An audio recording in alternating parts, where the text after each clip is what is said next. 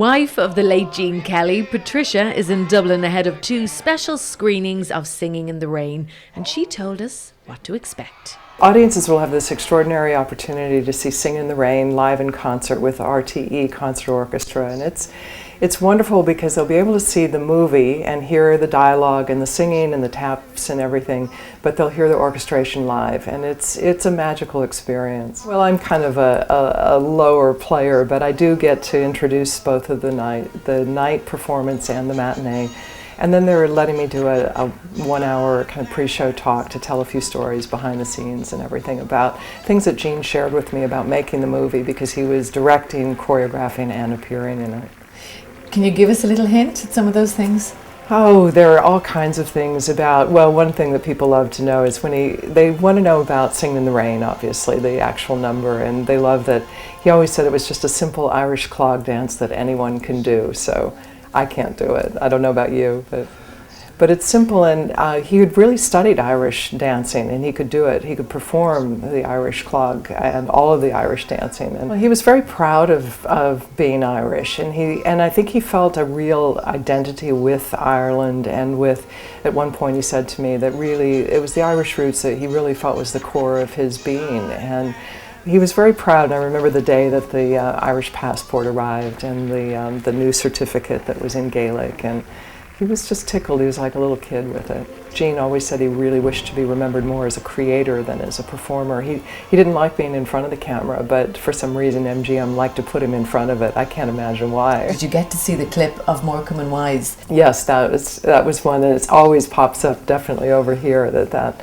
a lot of people, it stays in a lot of people's memories. So yeah, it's fun. It's fun to see how people take things and transform them. I think it shows how iconic it is that people would, as soon as they started to do that sketch, people knew exactly what it was. Well, you just hear those opening bars around the world, and it's a universal language, and there are not many songs, maybe a Beatles song, maybe something from Wizard of Oz that would invoke that much, but you hear that and instant thought of joy. Patricia, there's so many myths surrounding Singing in the Rain, but that famous scene where Gene Kelly shot the actual Singing in the Rain scene, how was he feeling on that day? Was he sick? He was very sick, actually, at about a temperature of 104, and had been sick several days prior. But the thing is, you have to remember, he's directing this, choreographing, and appearing in it, so he couldn't really close it down and stop, and so he took a couple days off. But then in the shooting, that number was shot in a day and a half, and this was all shot with a black tarpaulin, with the rain actually coming down inside the set. And then he would go outside in the California sun and lie on the sidewalk and just kind of bake the fever out of him and go back in, and the big myth is that there's milk in the water, so you see the raindrops. There is no milk in the water, and if we can stop that myth sooner rather than later, that would be great. You often hear about the public and the private persona.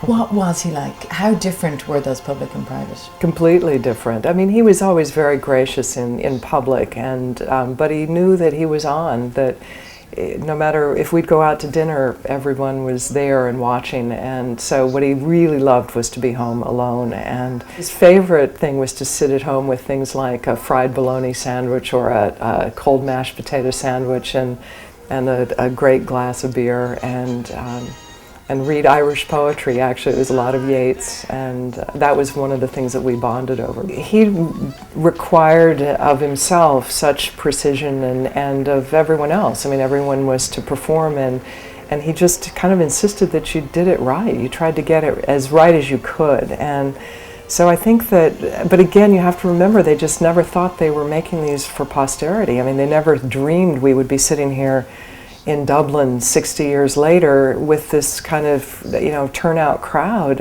watching this movie. I think that would be astounding to him, and I think he'd just be extremely proud of that. I'm laughing at clouds so dark.